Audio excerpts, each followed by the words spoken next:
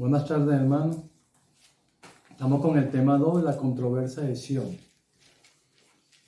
Vamos a poner este estudio en las manos del Espíritu Santo, del Señor Jesucristo. Señor, toma el control, Padre, de este altar, de este estudio que estamos hoy haciendo, Señor, para alabarte, para obedecerte, Señor, para conocerte más. Porque tú eres nuestro Dios, tú eres el alfa y el omega, el postrero y el primero, tú eres el camino, la verdad y la vida. Tú eres grande, hermoso y poderoso, Señor.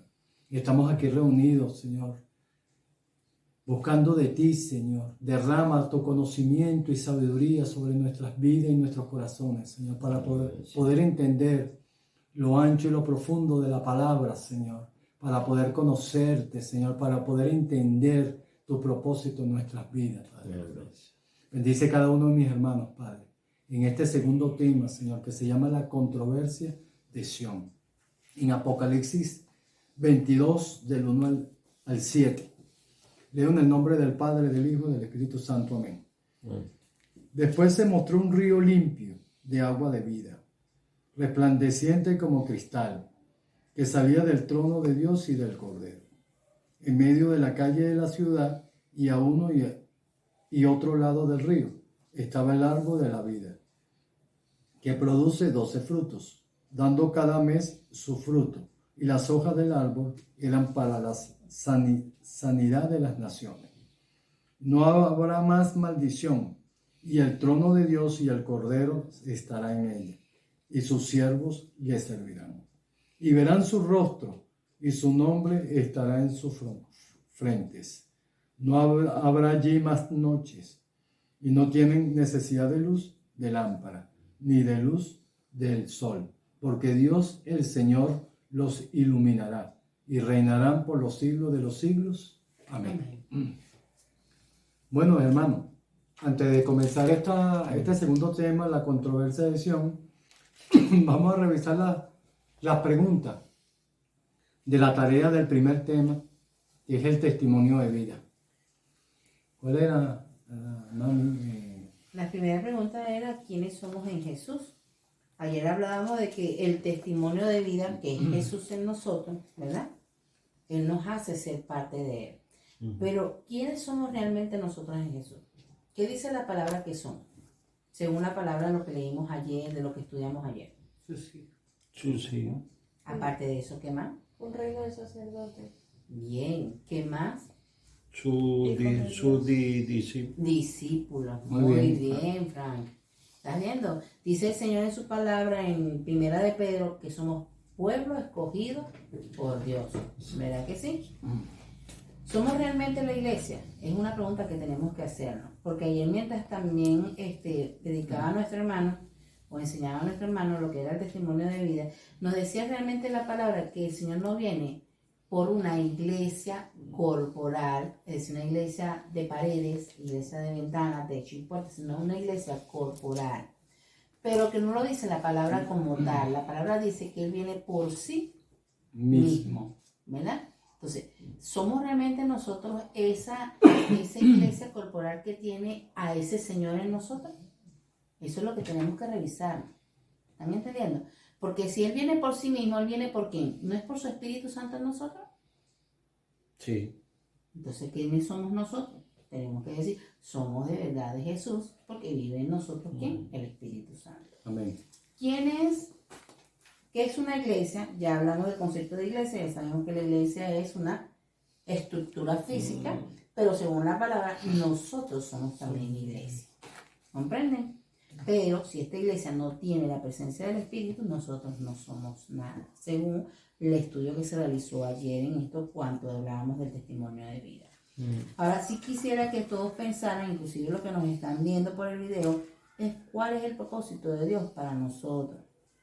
Porque muchas veces venimos a Cristo y hablamos de que somos la iglesia de Cristo, creemos en Cristo, pero no hemos entendido cuál es el propósito de Dios para nosotros en Cristo.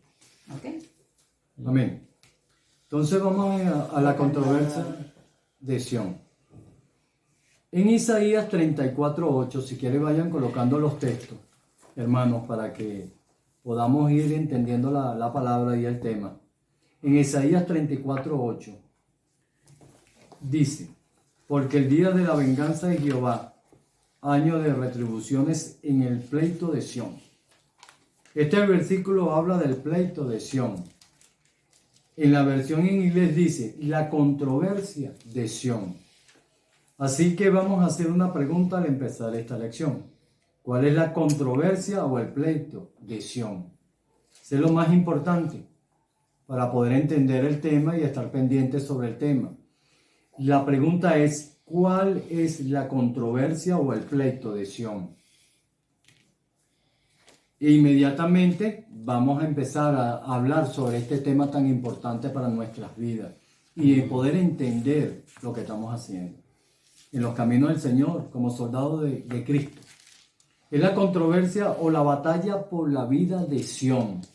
Repito, hermano, es la controversia o la batalla por la vida de Sión. Establecimos en nuestra primera lección que el propósito de Dios es el testimonio de Jesús. El propósito de Dios es el testimonio de Jesús. El Dios Padre, si te pasa un escáner, debe de ver el testimonio de Jesús en ti y en mí. Venga a través de su iglesia.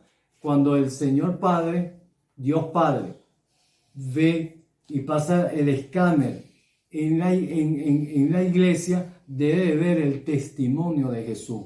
Entonces podemos observar dos cosas aquí, hermano, que lo está viendo individualmente y lo está viendo colectivamente.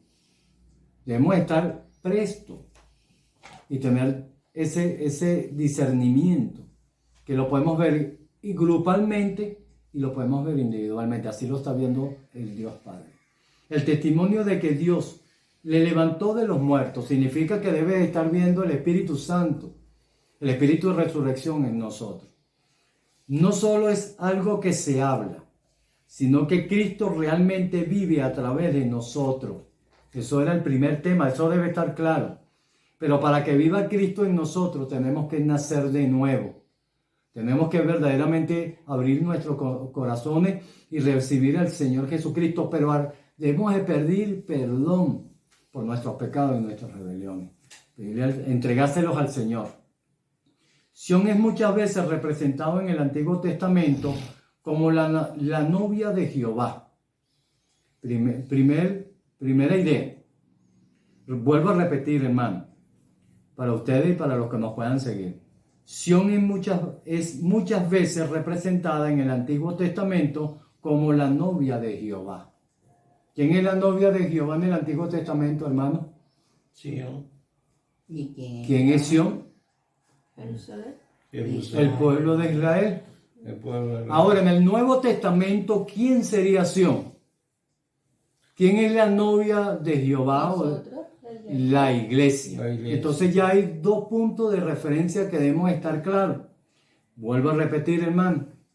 Sión es muchas veces representada en el Antiguo Testamento como la novia de Jehová.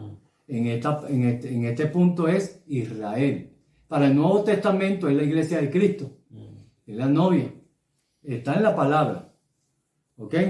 Nosotros estamos familiarizados con la frase, la Virgen hija de Sión. La Virgen hija de Sión. Sión continuamente está en controversia, en lucha. Está en controversia y en lucha permanente. Y era el objeto de la envidia, el deseo y el antagonismo de las naciones. Todas las naciones fueron encontradas en algún tiempo o en alguna forma relacionadas con Sión.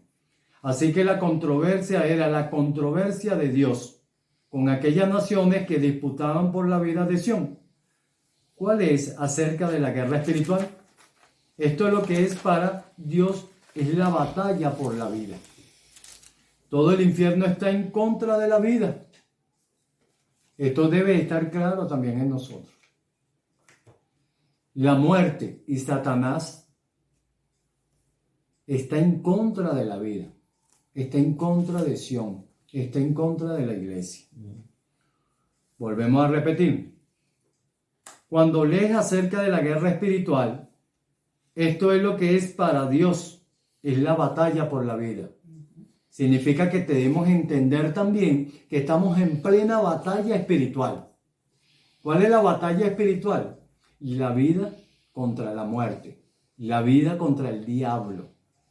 Significa que si nosotros tenemos la vida, si nosotros tenemos el testimonio, si nosotros tenemos el espíritu de resurrección, ni la muerte ni el diablo nos pueden sujetar, ni nos puede atar. Significa que hemos muerto y resucitado en Cristo Jesús, porque ya Cristo lo venció en la cruz. Y lo venció cuando bajó al cielo y libertó a los cautivos. Eso está en nosotros también, porque nosotros nueva criatura somos. ¿Aló? ¿Lo entendimos?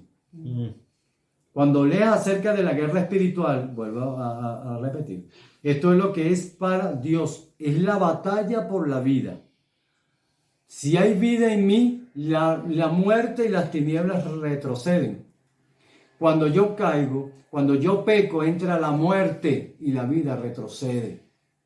Debemos estar claros aquí, hermano, y seguro que la vida y el testimonio de Jesús está en mí y está en nosotros. Individualmente y colectivamente debe estar el Espíritu Santo. Todo el infierno está en contra de la vida. Significa que está en contra de la iglesia. Significa que está en contra del Hijo de Dios, Jesucristo. Estamos entendiendo esto, ¿verdad? Y al diablo no le interesa cuán religioso sea, solo que no haya vida en nosotros. Si eres religioso, para el diablo, bueno, no importa, porque el testimonio no está. Ya estás durmiendo o estás muerto. Eso lo vamos a ir explicando poco a poco. Solo que no haya vida en ti. Si hay vida en nosotros, hay un problema, hay un conflicto. El conflicto del mundo es espiritual. El conflicto del mundo es que el diablo quiere que lo adoren. Nosotros como hijos de Dios adoramos al Dios Padre, Hijo y Espíritu Santo. Ya hay un conflicto espiritual, ya hay una batalla espiritual. Si yo vivo en santidad, si yo vivo sujeto a la palabra y el espíritu, y tengo el espíritu de resurrección, está la vida en mí. ¿Aló? Hay una batalla contra las tinieblas, contra las huestes celestiales y todo lo que significa las tinieblas. Así que esta es la guerra, así como era en el Antiguo Testamento. Desde el principio de la creación, que fue expulsado, hay una guerra espiritual. Vamos a mantener esto en mente mientras leemos en el Nuevo Testamento y consideremos la interpretación espiritual de Isaías 34.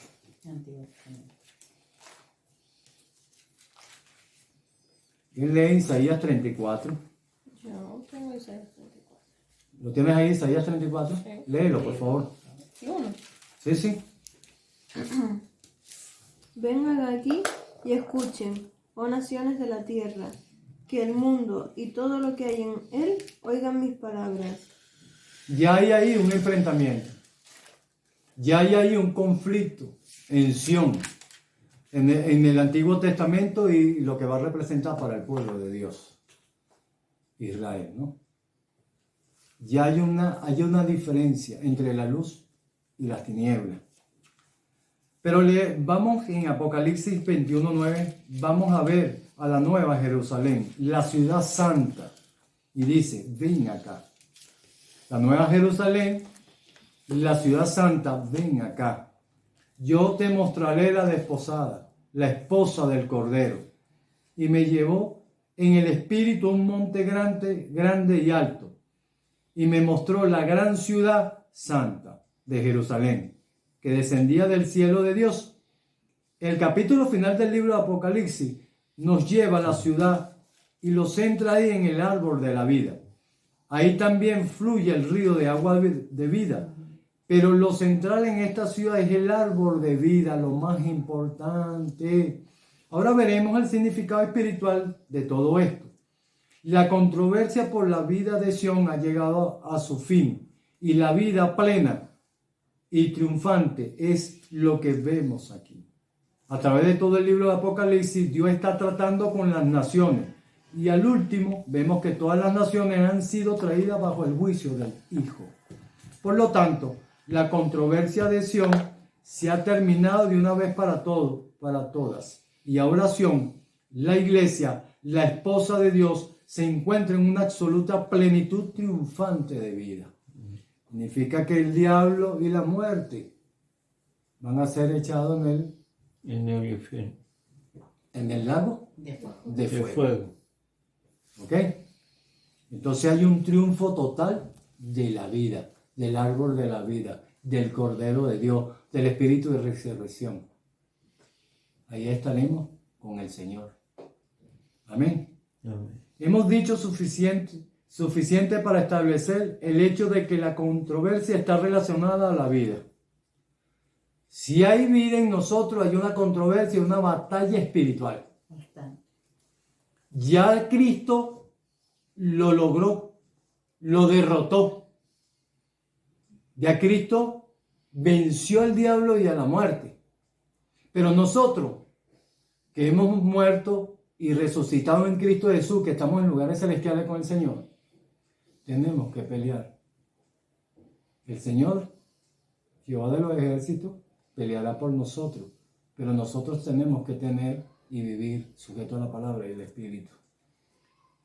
¿Para qué? Para que ese mismo poder, para que ese mismo espíritu de resurrección, ese espíritu de vida, pueda mantenernos en la verdad, mantenernos vivos con Cristo, para que seamos buenos soldados, buenos discípulos. Hemos dicho suficiente para establecer el hecho de que la controversia está en relación a la vida, y eso es lo que nos concierne en estas lecciones. Hay un sentido que espiritualmente tú y yo estamos hoy en la controversia de Dios porción. Si tomamos el capítulo 6 del libro de Efesios, capítulo 6 del libro de Efesios, como representando aquello que está ocurriendo en el ambiente espiritual, particularmente que es un conflicto con los regidores de este mundo.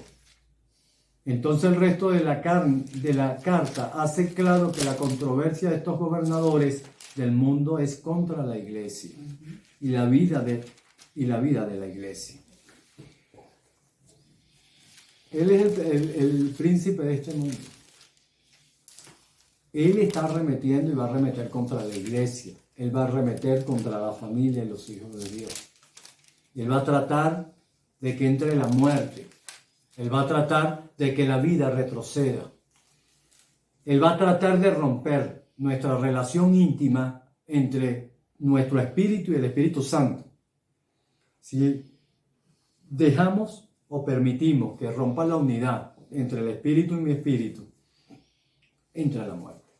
Retrocede la vida, retrocede el Espíritu Santo. Nosotros debemos de vivir en santidad, debemos de santificarnos todos los días y debemos de ser obedientes. Esa es la guerra que tenemos. Ya Él lo venció.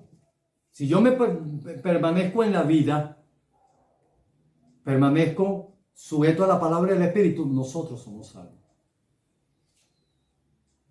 Nosotros tenemos el testimonio de Jesús y vamos a tener testimonio de Jesús. La muerte no me puede tocar, ni Satanás tampoco.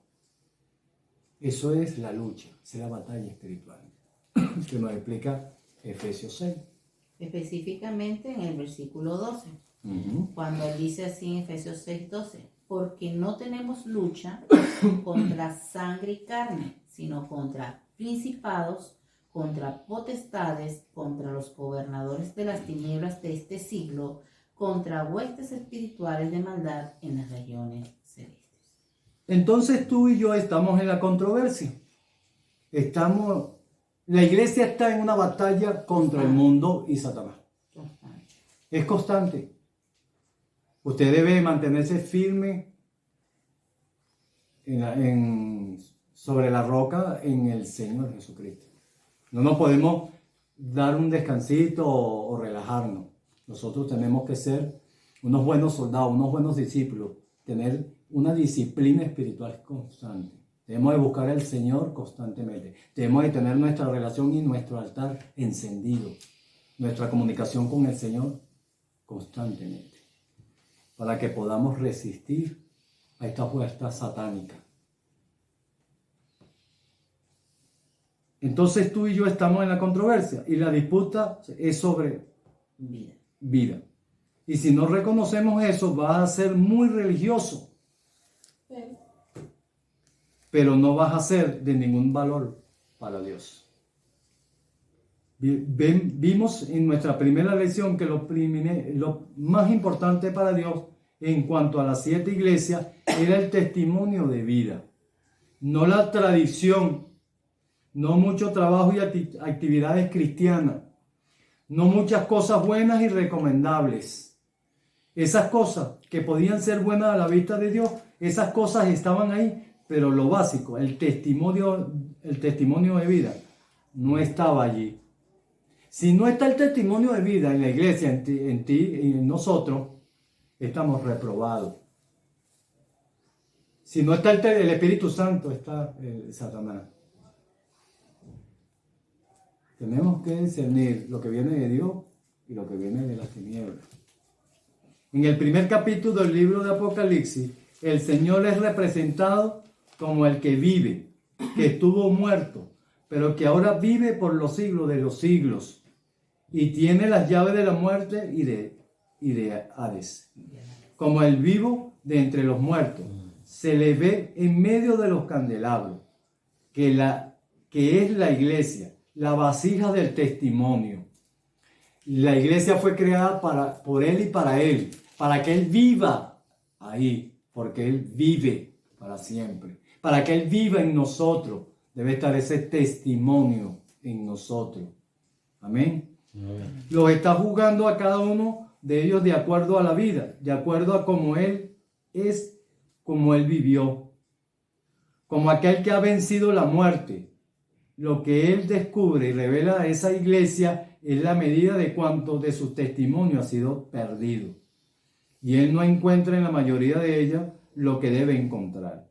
Luego, Él muestra aquellas cosas que han traído la contradicción con el testimonio. Vemos las 7 iglesias y siempre está observando, hay algo que está impidiendo que el espíritu de vida esté ahí. Esa es la controversia. Cuando Él examina las 7 iglesias, que pasa la radiografía para que lo podamos entender, hay elementos que contradicen la vida. No podemos permitir que esos elementos, como el pecado, la desobediencia y todo lo que nos lleva al mundo, la religiosidad, contradicen la vida. Entra la muerte. Si entra la muerte, ya no es el propósito de Dios, ya no es instrumento de Dios, ya no es el propósito de Dios esa iglesia, porque no está Él. ¿Aló? Lo que Él descubre y revela a esas iglesias es la medida de cuánto de su testimonio ha sido perdido. Él no encuentra en la mayoría de ellas lo que debe de encontrar. Él debe de encontrar el testimonio. Luego, Él muestra aquellas cosas que ha traído la contradicción en el testimonio. Y Él no habla de esas cosas en general, sino que Él nombra aquello que interfiere con la manifestación absoluta de la vida. En esto se revela que lo más precioso para el Señor es la vida espiritual en plenitud, en poder y en expresión. Debe de estar fluyendo la vida. Debe haber ríos de agua viva. Ese altar debe estar abierto. Debe estar el testimonio de Jesús, el Espíritu Santo, fluyendo, bendiciéndonos con su vida. Con su vida. Eso debe ser el testimonio. Esa es la controversia. Esa es la guerra que hay en el mundo. Quiero llevar este pensamiento otra vez al Antiguo Testamento para mostrarles el celo de Dios por la vida. El Antiguo Testamento fue nuestro maestro, nuestro ayo, para llevarnos a Cristo. Así que en aquello vamos a tratar con la vida natural. Y esto nos llevará al Nuevo Testamento, donde es vida eterna, vida divina. Vamos a ver el celo de Dios por la vida y su relación con ella. Es imperativo que conozcamos esto, porque si somos lo que Él era en este mundo, entonces debemos de tener su misma preocupación por la vida. Él no solo quiere una estructura religiosa, y es por eso que esta escuela no es como otras escuelas bíblicas, es una escuela de la vida, es una escuela para convertirla en lo que es, vas a predicar. ¿Qué vamos a predicar, hermano? Vida, esperanza. Vamos a ir al principio, vamos a ver la desobediencia de Adán y la pérdida de su relación con Dios. Y veremos que inmediatamente el asunto del árbol de la vida se levanta después del juicio contra la serpiente y el hombre a causa de la desobediencia. Dios puso su querubín para guardar el camino del árbol de la vida. Y tenía una espada ardiendo que se movía en todas direcciones. ¿Por qué él haría esto? Te puedes preguntar. Para que el árbol de vida no pudiera ser alcanzado por este hombre que había caído. Significa que él se excluyó de la vida.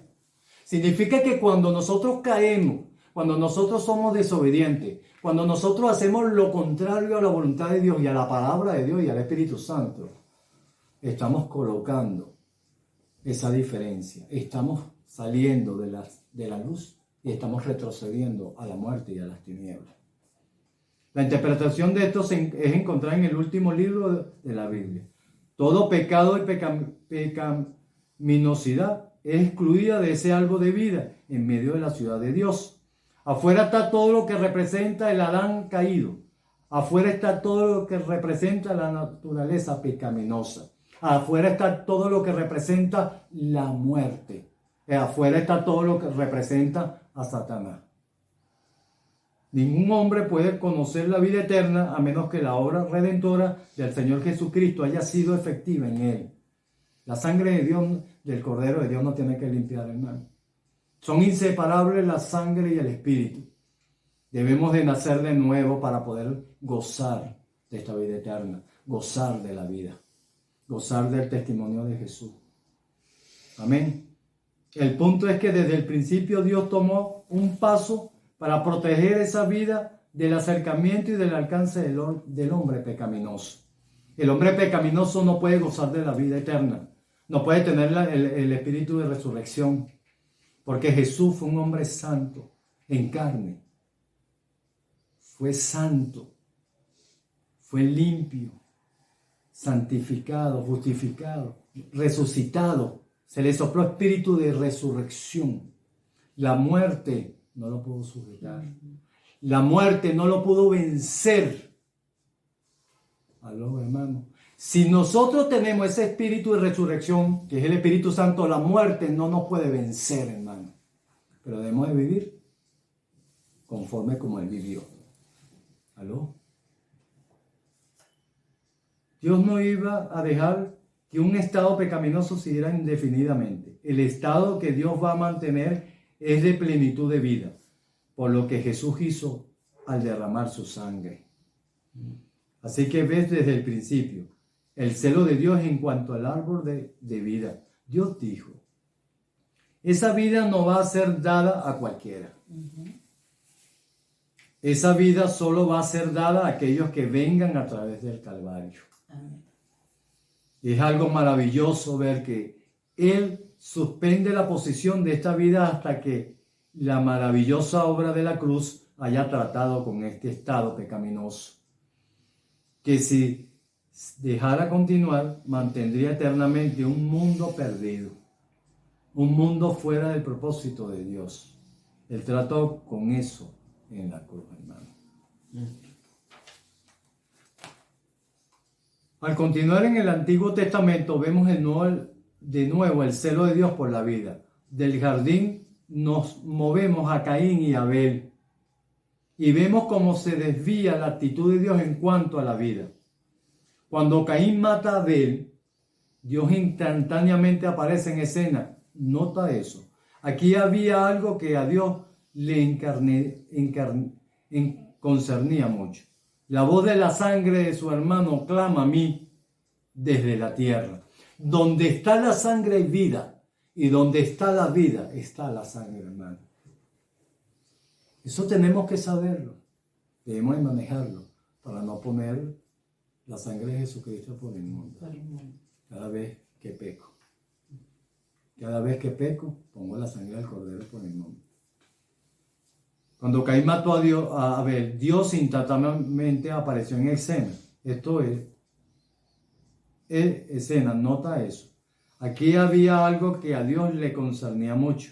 La voz de la sangre de tu hermano clama a mí desde la tierra. Génesis 4:10.